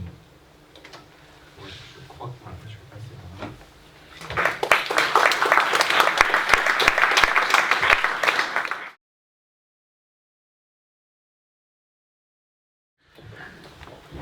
Donc, comme je vous l'avais promis, du coup, on a fait effectivement le tour un petit peu de tout ce workflow et de toutes ces fonctions qui permettent de designer, de développer, de déployer, de monitorer un module d'IA dans un système à base d'IA. Deux questions maintenant. Comment est-ce que je déploie finalement mon module dans mon système à base d'IA? Et cet environnement, justement, Rodolphe l'a très bien dit, comment est-ce que je le déploie dans mon environnement industriel? Qu'est-ce que je vais avoir à la fin de l'année? Qu'est-ce que je vais pouvoir mettre en œuvre pour pouvoir mettre mes mains sur l'environnement de confiance? Alors, pour répondre à la première question, je vais appeler Thomas, qui m'a abandonné. Merci. Du coup, je vais en remettre une petite couche sur l'embarquabilité et je vais essayer de présenter ce que nous, on voit au niveau briques qui vous sont montrées, qui sont entourées en rouge. Où est-ce qu'on se voit intervenir pour l'instant? Donc en petit aparté, comme c'était dit ce matin, tout ce qui est composant d'embarquabilité, ça a commencé un petit peu plus tard dans le projet. Mais on prévoit quand même bien sûr de livrer à l'issue de ce batch 1, je vous en parlerai juste après. Et donc nous on se voit intervenir principalement, comme disait Jacques tout à l'heure, dans la phase de design, donc au plus tôt, pour éviter les problématiques classiques qui sont de dire j'ai un super algo, j'ai un super modèle, et j'aimerais bien l'embarquer maintenant que j'en suis super content. Et je peux passer vraiment beaucoup de temps à essayer de voir comment je peux le découper au mieux, l'optimiser au mieux, tout en ne sachant pas que j'arriverai jamais à embarquer correctement sur mon hardware souhaité. Donc la première étape, c'est d'intervenir dans la brique rouge Evaluate Model. L'idée, c'est lors de la phase de design, on coche en fonction des itérateurs qu'on a sur l'algorithme de l'optimisation qu'on veut y amener, tout un tas de requirements, et on va avoir l'environnement de confiance qui va pouvoir nous donner des guides et nous amener vers une cible ou une autre, ou une famille de cibles, en disant, si je prends un exemple au hasard, je vais utiliser la quantisation, je vais utiliser quel type de quantisation. Bon, j'ai sélectionné toutes mes checkbox qui me disent je veux tel type d'algo, et ben j'ai une espèce de matrice de choix qui me dit voilà vers quelle cible aller. Déjà je suis sûr que ton modèle il va passer sur une cible embarquée, et ensuite en fonction de ce qui a été choisi, moi je conseille de plutôt aller vers tel type ou tel type de cible. Et donc pour ça, on a besoin de tout ce qui est composante design amont, et on a besoin de savoir un petit peu, d'avoir comme des métadonnées sur mon modèle, puisque ce qui transite entre les boîtes c'est des modèles, et donc je vais interroger ces métadonnées, et puis je vais arriver à guider l'utilisateur sur le choix de la cible. Ensuite, on a une deuxième brique où on se voit intervenir, c'est la brique qui s'appelle Compile Model. Donc pour l'instant on l'a appelé Compile Model, là on est plus dans la partie implémentation, et l'idée c'est de pouvoir fournir tout ce qui est outils, tout ce qui est framework et méthode également pour pouvoir compiler, on va appeler ça comme ça, mon algo sur la cible que j'aurais choisie.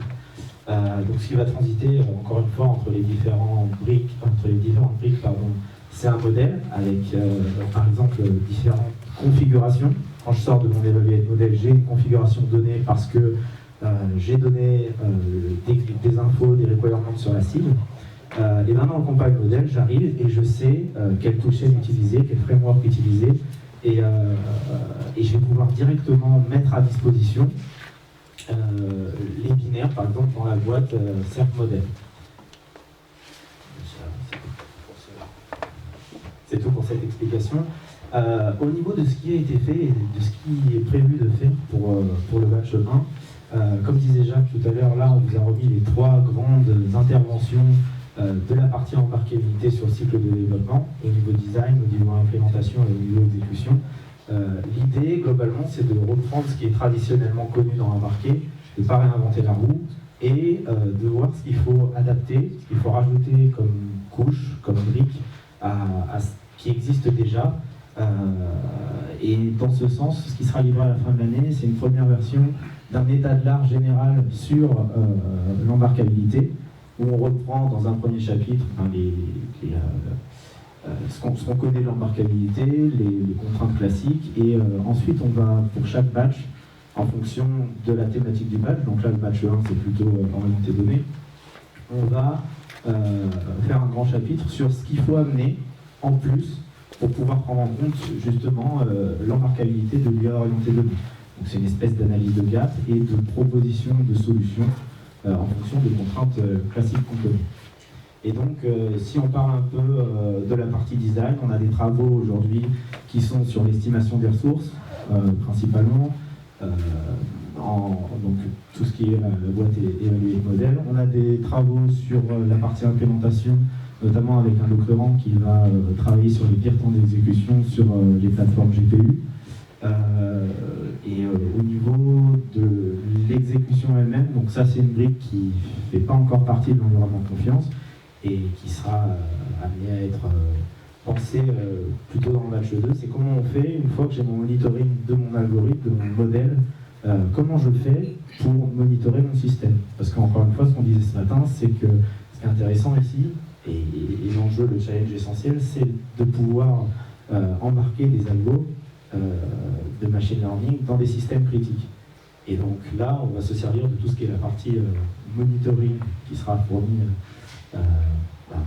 par Odop, comme on disait tout à l'heure, et de pouvoir non pas monitorer le modèle cette fois-ci, mais vraiment le système critique. Voilà, je crois que... Merci Thomas. Et du coup, je reviens sur la seconde question qui portait sur qu'est-ce que j'ai finalement à la fin de l'année, à la fin du patch 1.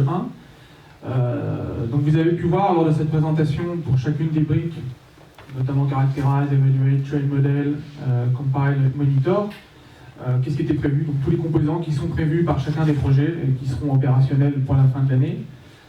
Comment moi je suis en mesure, une fois que j'arrive à la fin de l'année, de redéployer et de réappliquer sur mes propres cas d'usage dans mon environnement interne?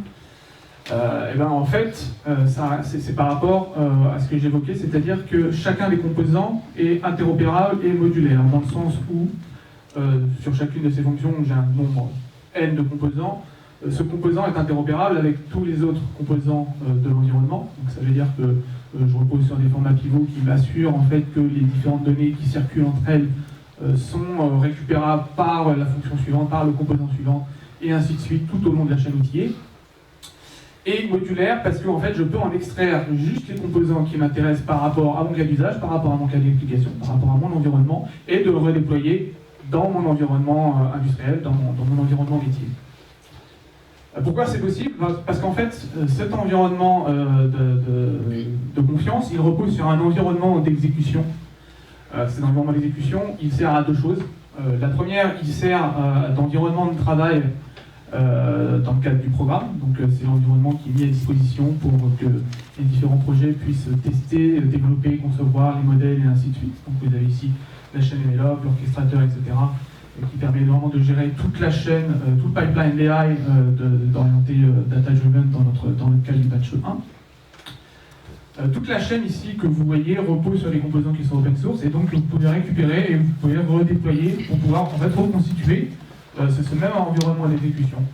L'un des livrables d'ailleurs, notamment sur l'un des projets, c'est de fournir un manuel de déploiement de cet environnement d'exécution de manière à ce que vous soyez autonome de le reprendre, de le redéployer et de redéployer par-dessus les composants qui ont été donc, détaillés, précisés et exposés précédemment.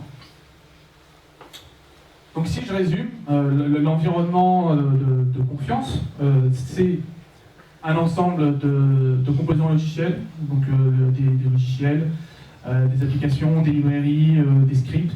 C'est également un ensemble de guidelines et de méthodologies pour pouvoir les utiliser, mais également pour être autonome sur votre propre périmètre. Il repose sur un environnement d'exécution sur lequel vous pouvez vous appuyer, donc pour récupérer l'ensemble et le redéployer chez vous, ou alors uniquement récupérer les éléments qui vous intéressent et partir uniquement de cette base.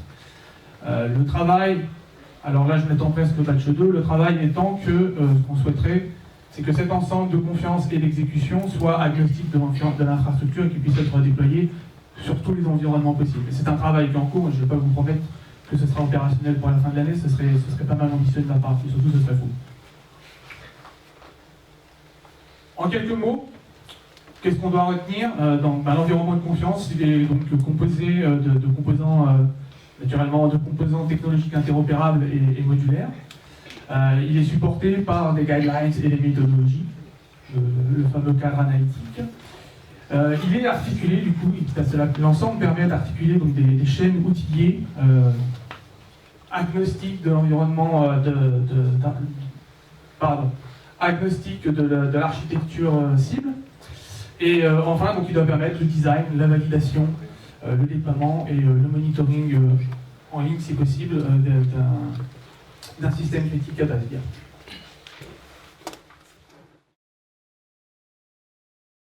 On a déjà beaucoup parlé. Ce que je voulais dire, c'est que vous avez vu un projet qui est très très gros, très ambitieux. Il y a un projet allemand qui fait à la même taille en termes de financement et qui ne traite que du cas de l'AEB piéton, c'est-à-dire détecter un piéton et freiner. Donc voilà, nous on veut vraiment fixer un périmètre qui est super large.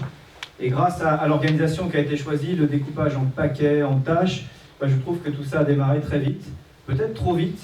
On n'a pas spécifié longuement tout ce qu'il fallait faire. Si on doit spécifier tout ce qu'on doit faire sur 4 ans, on démarrera dans 4 ans probablement. Donc on a un peu démarré dans tous les sens. L'énergie entre les gens qui arrivaient avec des packages qui étaient déjà prêts, des trucs à tester sur les use cases, ça a démarré un peu dans tous les sens. Peut-être si vous êtes très attentif, vous avez vu qu'on vous a présenté parfois 2-3 fois la même chose, parce qu'on est tous envie de travailler sur le bruitage des données d'entrée, sur la surveillance des données hors distribution. Voilà, mais ça c'est plutôt sympa. Alors petit à petit, on va découvrir, on va élaguer, on va prendre que ce qu'il y a de meilleur. Mais pour moi c'est bien parce que ça reflète l'énergie de ce groupe qui a envie de bosser et avec une dynamique qui est plus proche de la petite équipe que du gros bateau qu'est ce projet. Moi je trouve ça très sympa. Alors, je voudrais continuer un peu dans les éloges parce que ce projet repose sur un champ d'expertise et une multidisciplinarité qu'on rencontre nulle part ailleurs. On a autour de la table, au niveau des discussions, des gens qui sont spécialistes en algorithmie, des gens qui sont spécialistes en ingénierie, des gens qui sont spécialistes, qui sont chercheurs en IA, des gens qui sont spécialistes en safety, des domaines. Et tout ça, c'est quelque chose qui est la force du programme Confiance.ai. Et la deuxième force aussi, c'est que cette expertise, ces échanges est gérée au travers de séminaires transverses qui sont des lieux de partage avec une coordination scientifique et technique très fluide et qui nous permet d'avancer tous en chœur. Donc on espère que les années qui vont venir vont être encore plus profitables et vont donner, grâce à ça, beaucoup d'innovation. Merci, et moi je voulais terminer par remercier tout l'écosystème qui a permis à ce programme de démarrer, parce que comme on dit, on est parti vite, parce qu'il y avait beaucoup de choses avant, et donc c'est pas, tout ce qui était présenté là n'a pas été produit par le programme, mais c'est l'agrégation, l'industrialisation, donc je remercie l'excellence de l'écosystème, aussi bien parisien que saclésien que toulousain, et à égalité entre les deux, qui ont chacun joué le jeu de partager leurs assets et leurs éléments.